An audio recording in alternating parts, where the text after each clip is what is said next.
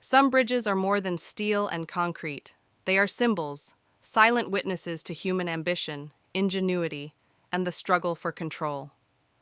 Across these spans flow more than vehicles. They carry ideas, resources, and the weight of authority itself. The bridge before us is no exception. Built decades ago, it was meant to connect, to unite, to facilitate commerce. But like all monumental structures, it became more than its physical form. It became a statement of power. In the summer of 2025, this bridge was thrust into the center of a conflict far larger than its immediate surroundings. It became a stage where political ambition, human courage, and the consequences of strategy collided. What was once a route for commerce became a fulcrum of influence, a test of resolve, and a symbol in the chessboard of modern geopolitics.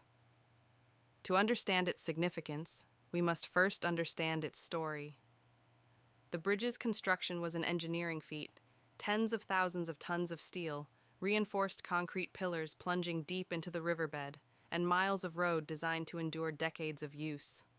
Its presence reshaped the surrounding region, creating economic opportunities, connecting towns, and becoming a lifeline for communities.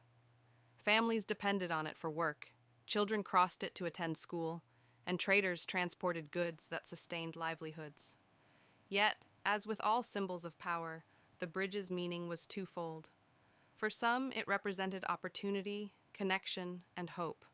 For others, it represented control, domination, and leverage.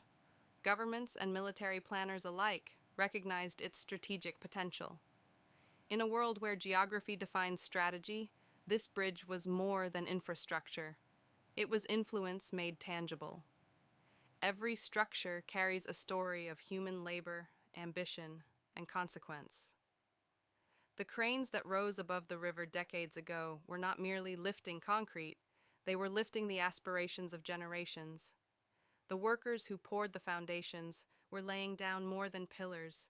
They were building a symbol, and as the bridge grew, so did its power, not just in terms of physical connectivity, but in the minds of those who recognized what control over it could mean. Control of such a bridge offers leverage in ways that are invisible yet profound. It can dictate the flow of commerce, determine the mobility of military forces, and influence negotiations long before a single diplomat ever sits at the table. And it is precisely this duality, lifeline and lever, connection and weapon, hope and threat, that makes it so compelling in times of conflict. As dawn broke on that summer day in 2025, the bridge stood as a testament to both human achievement and human ambition. The water below reflected the morning light, and for a moment it seemed timeless. Yet beneath this calm exterior lay layers of tension, unseen calculations, political maneuvers, and the invisible hand of strategy shaping the fate of those who relied on it. Across the surrounding region, communities went about their routines.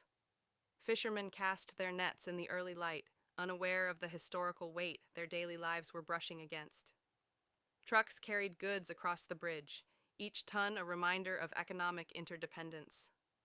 Children walked along paths that led to the bridge, their laughter echoing against the steel beams. Innocent sounds juxtaposed against the gravity of the decisions looming above. For those in power, the bridge was more than a thoroughfare. It was a tangible representation of influence, a strategic asset that could be leveraged, a bargaining chip in a world governed by negotiation, deterrence, and calculated risk. The bridge's presence forced planners to make choices that would echo far beyond the river it crossed, choices about supply chains, troop movements, and the balance of authority in the region. And yet, in its stillness, the bridge reminded us of something fundamental. All human constructs, no matter how imposing, are fragile. Their significance lies not only in their strength, but in the perception of that strength. Control over a bridge is as much psychological as it is physical. Those who hold it believe in its invincibility, while others see opportunity in its vulnerabilities. This is the paradox of monumental infrastructure. It is both a shield and a target, both a blessing and a liability. In moments of tension, its value as a lifeline is inseparable from its value as a symbol of power. It commands attention, influences decision-making, and shapes the strategies of those who would seek to defend it or exploit it. As the sun climbed higher, casting golden light across its steel beams, the bridge was no longer just a road. It had become a story of human ambition, ingenuity, and the complex interplay between connection and control. It stood silently, unaware of the events to come, a witness to history in motion, and a reminder that in